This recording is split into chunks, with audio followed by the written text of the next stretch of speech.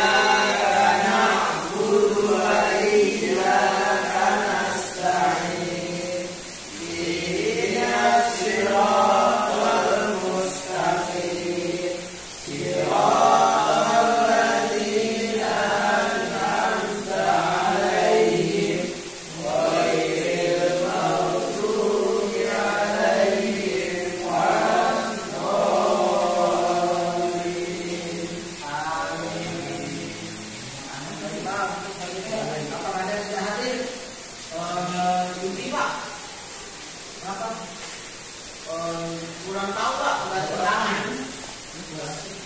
Baiklah, katanya hadir, alhamdulillah kalau semuanya bisa hadir dalam pertemuan kita pada hari ini. Baiklah, pada hari ini Bapak akan menjelaskan tentang bagaimana faktor hancurnya dinasti Bani Umayyah. Minggu lalu kan Bapak sudah menjelaskan itu bagaimana masa-masa kemasan Bani Umayyah. Yaitu Bani Umayyah itu mengalami masa-masa kejayaan pada masa kepemimpinan Al-Walid bin Abdul Malik. Kenapa pada masa pemerintahan Al-Walid bin Abdul Malik itu disebut masa kemasan? Itu karena pada masa Al-Walid bin Abdul Malik itu wilayah kekuasaan Bani Umayyah itu sangat luas, yaitu dari Spanyol sampai ke Afrika Utara. Kalian pikir betapa luasnya, dari benua Eropa sampai ke benua Afrika. Pada masa khalifah awal Abdul Malik itu pemerintahan Bani Umayyah itu dipindahkan dari Damaskus, dipindahkan ke Spanyol, Cordoba. Disebut masa keemasan juga bukan karena wilayahnya luas, tetapi juga karena pada masa pemerintahan beliau itu infrastruktur banyak dibangun, jalan-jalan raya, pabrik, rumah sakit, panti-panti asuhan untuk sekolah. Semua ayatnya pokoknya pada masa pemerintahan awal Abdul Malik itu makmur, sejahtera, aman, tentram, sentosa. Pada masa pemerintahan beliau juga Islam di bidang ilmu pengetahuan itu sangat pesat perkembangan ilmu pengetahuannya. Salah satu contohnya itu pada bidang fisika. Salah satu fisikawan muslim itu juga berpengaruh terhadap perkembangan fisika pada saat ini. Contohnya itu salah satu fisikawan muslim Ibnu Bajjah. Beliau itu menjadi salah satu kalau bisa dibilang peletak dasar teori gravitasi yang ditemukan Isaac Newton.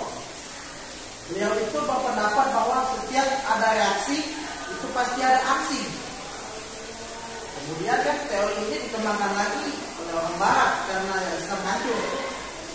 Oleh orang Barat dikembangkan teori tadi menjadi teori gravitasi yang kemudian dikembangkan oleh seorang Isaac Newton.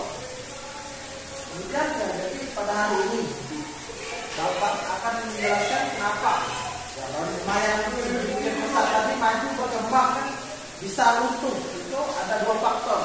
Itu pertama dari faktor internal.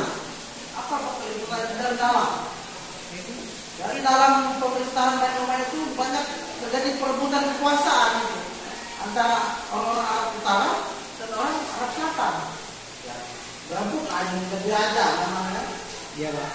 Jadi banyak terjadi perselisihan. Apa mereka memperebutkan kekuasaan?